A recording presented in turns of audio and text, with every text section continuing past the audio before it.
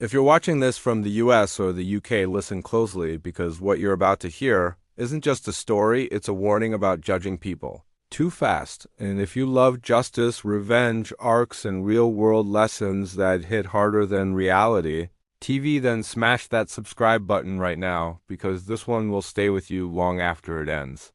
The morning everything changed began in the quiet heart of Brookside, a small American town where everyone thought they knew everyone else's business and where appearances were treated like truth even when they weren't.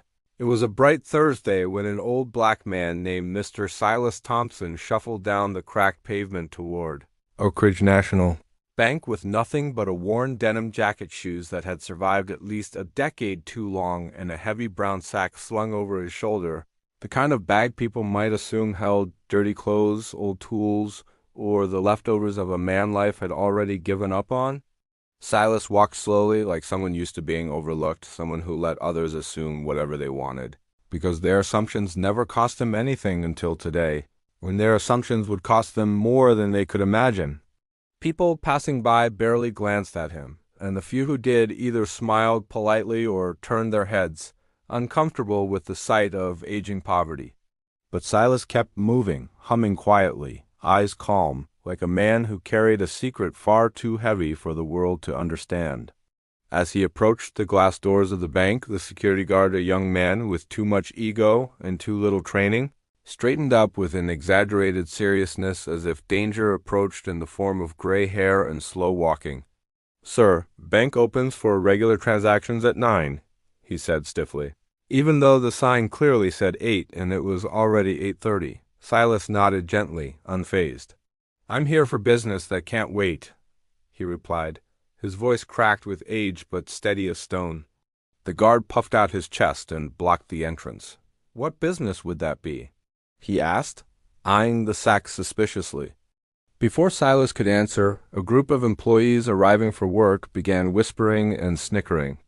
One of them, a tall teller named Hannah with a sharp tongue and little patience, muttered loudly, "Probably here to cash in pennies or something." Another, a loan officer named Brent, whose father owned half the businesses in Brookside, and believed he owned the people, too, laughed and said, "Or maybe he's lost. Looks like he walked in from the wrong decade." The group erupted in laughter, confidence inflated by numbers, and the certainty that the world always worked the way they believed it should. Silas simply watched them, the corner of his mouth twitching as though he found their humor mildly interesting but not actually affecting him. "I'm here," he said quietly, "to speak with the branch manager." More laughter. "About what?" Brent scoffed. "Opening a checking account with Pocket Lint?" But before any of them could push the joke further, the doors behind them opened and out stepped Mrs. Diane Rutherfield, the branch manager for almost 30 years, respected and feared in equal measure. She took one look at Silas and her face froze, drained of color. She knew that face. She knew it better than she wished she did, and instantly a wave of dread washed over her. "Mr. Thompson?" "You're early," she said cautiously, adjusting her blazer like someone bracing for a storm. The employees blinked in confusion. The guard stepped aside. Brent frowned. "You know him?" he asked, his voice suddenly smaller. Diane swallowed hard. "Yes," she said, forcing a smile that didn't reach her eyes. "We all do. Or we should." Silas stepped forward, eyes locked on hers. "I believe today is the day," he said softly. Diane nodded with a stiff, nervous jerk. "Yes," she whispered. "Today is indeed the day." The employees looked between them like children who realized too late that they had been making fun of the wrong man. "What's going on?" Hannah asked, her earlier arrogance melting into unease. Diane inhaled deeply, exhaled slowly, then motioned toward the bank's inner offices. "We're closed," she announced suddenly. "Everyone inside. Staff only." "But it's a business day," Brent protested weakly. "Inside, now," Diane snapped, a tremor in her voice that silenced him instantly. As they all filed in, whispering frantically, trying to understand who the old man really was and why their normally unshakable manager looked like she had seen a ghost, Silas followed behind them with the same unhurried steps he had arrived with. The sack on his shoulder swung gently, its contents shifting with a dull thud that made several employees flinch, imagining anything from weapons to strange relics, because fear tends to fill in blanks faster than truth. Once the doors locked behind them, Silas finally spoke loud enough for all to hear. "Let's not drag this out," he said. 30 years is a long time to wait to reclaim what's mine. Confusion exploded across the room. Brent scoffed. Hannah whispered, "This must be a joke." But Diane raised a trembling hand to silence them. "Mr. Thompson owns the bank," she said, each word heavy with the weight of consequences she had been avoiding her entire career. The room went dead silent. Dead still. Dead cold, and before anyone could speak, Silas loosened the knot on his sack, letting it fall open just an inch, just enough for the employees to glimpse what lay inside. And their faces drained of color all at once. Because inside was something far more powerful than money, wealth, or weapons. It was something that would change everything they thought they knew about the bank, about Silas, about their own lives. And that was only the beginning. The air inside the bank felt like it thickened to syrup as every employee stared at the partially open sack, each of them filled with a growing dread that something irreversible was about to unfold. And even though none of them could see clearly what was inside, the faint glimpse of thick, brittle papers bound with old leather straps made their imaginations run wild, because these weren't random belongings or bits of sentimental clutter. They looked like documents too old, too official, and too important for any ordinary customer to casually carry in a sack slung over their shoulder. And as Silas slowly lowered the bag onto the nearest counter, the sound of the heavy thud echoed off the marble walls like a gavel striking judgment. Brent tried to play it cool, holding on to his arrogance like it was the only thing keeping him standing, but even he couldn't hide how his voice cracked as he stammered, "Okay, so what exactly is going on?" He doesn't own anything. Diane turned slowly, her eyes distant, remembering things she had spent decades burying under bank policies and selective memory. "Sit down," she said firmly, and though it wasn't loud, it was enough to silence even the most prideful among them. Everyone gathered around the long conference table, bright morning sun streaming through the windows, casting long beams across their uneasy faces, while Silas remained standing, leaning slightly on his sack, like a seasoned storyteller prepared to reveal a truth that had been haunting the edges of their lives for years. 32 years ago, he began, voice deep and slow, a group of local investors came together to save this bank from collapse. The old owner, your predecessor's predecessor, had nearly run everything into the ground.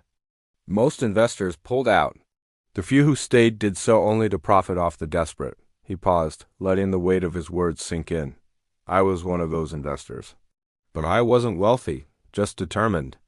I sold everything I had, land, equipment, even my family's old home, just to raise the capital this bank needed to survive. And the bank did survive. It flourished. Silence. Uncomfortable, thick, suffocating silence. So what? Brent huffed, grabbing onto denial like it was a life raft. Investors get paid. That's how it works. What does that have to do with now? Silas tilted his head, almost pitying him. My agreement wasn't normal. I didn't take a payout. I negotiated ownership shares. He opened the sack fully, pulling out the stack of documents tied together with faded leather. The papers were yellowed and fragile, but the signatures, ink faded but unmistakably real, belonged to the founders, the board, and the bank's former legal counsel.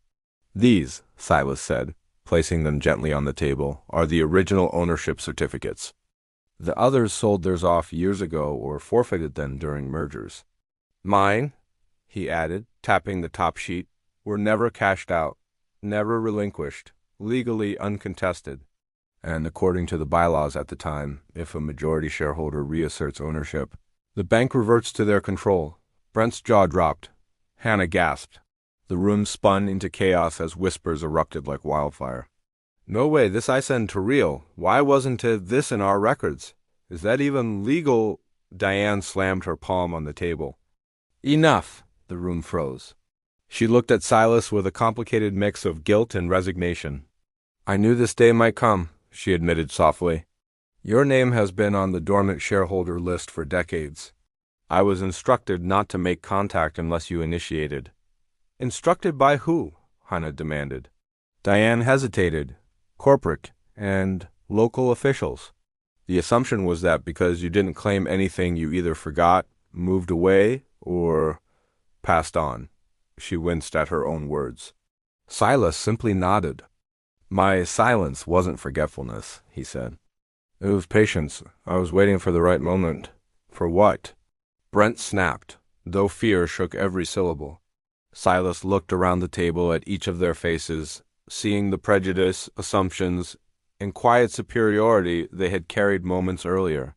For people to show their true colors, several employees lowered their eyes in shame. Brent didn't. He stood abruptly, chair screeching against the floor. This is ridiculous, he barked. An old piece of paper doesn't mean anything, not after mergers, restructures, new bylaws. Sit down, Silas said calmly, and the firmness in his voice carried a weight far heavier than anger. You forget, I was here before all your fancy rules. My contract predates every update you think overrides it. Legally, historically, and financially, I am the primary owner of Oak Ridge National Bank. Brent shook his head violently, but his confidence crumbled as Diane quietly opened the digital archives on her tablet, pulled up the legally binding shareholder lineage, and paled when she saw the same name repeated over and over. It's true, she whispered. He's right. A collective shiver ran through the room. Hannah whispered, So what happens now? Silas reached into the sack again, not for papers this time, but for a smooth wooden box carved with intricate patterns. He set it on the table. No one breathed. Inside this box, he said, is the reason I came today and the reason all of you will remember this morning for the rest of your lives. He paused. Let the tension simmer. Let their fear stretch. Then slowly opened the lid. What they saw didn't make sense at first. Not until he began to explain. And by the time he finished, every one of them would wish they had never laughed at him at all.